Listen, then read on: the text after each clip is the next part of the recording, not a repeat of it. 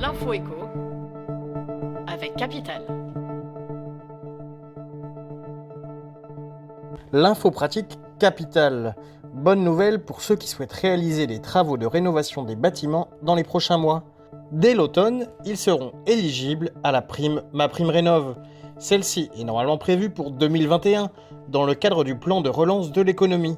Mais Isabelle Wargon, la ministre chargée du logement, a révélé qu'elle prendrait un peu d'avance. Le barème de la prime devrait être dévoilé à la fin du mois de septembre. Au total, il s'agit d'une enveloppe de 2 milliards d'euros pour les particuliers qui est prévue dans le cadre de MaPrimeRénov'.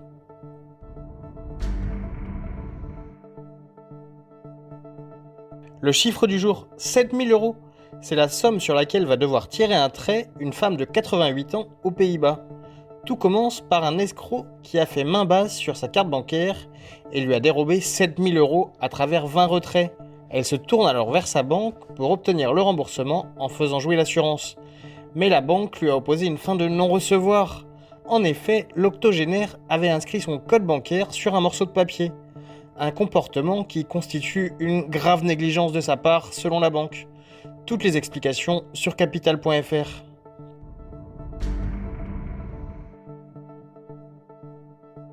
Le coup de gueule du jour est poussé par des étudiants qui sont intervenus aux côtés du personnel médical pendant la crise du Covid-19. Au cœur de la polémique, le cliché d'un mug qui a circulé sur les réseaux sociaux. On peut y lire le message « La bataille contre le coronavirus, j'y étais », mais aussi une référence à l'AP-HP. Certaines personnes ont critiqué l'initiative, expliquant qu'elles préféraient du matériel et des revalorisations de salaire pour le personnel médical. Pourtant, la polémique semble surtout être née d'une confusion.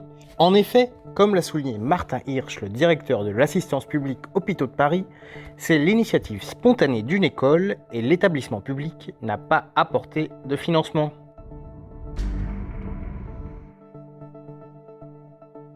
Et on termine par l'incroyable odyssée d'un couple d'Italiens. Convaincus que la Terre est plate, ils ont voulu mettre leurs croyances à l'épreuve en naviguant jusqu'au bout du monde, un endroit qu'ils situaient près de l'île de Lampedusa. Partis de Sicile lors du confinement lié à l'épidémie de coronavirus, ils n'ont pourtant pas été capables de franchir le détroit de Messine. Leur retour à la maison s'est fait sous la surveillance des autorités. Heureux qui, comme Ulysse, a fait un beau voyage. C'était l'info éco avec Capital.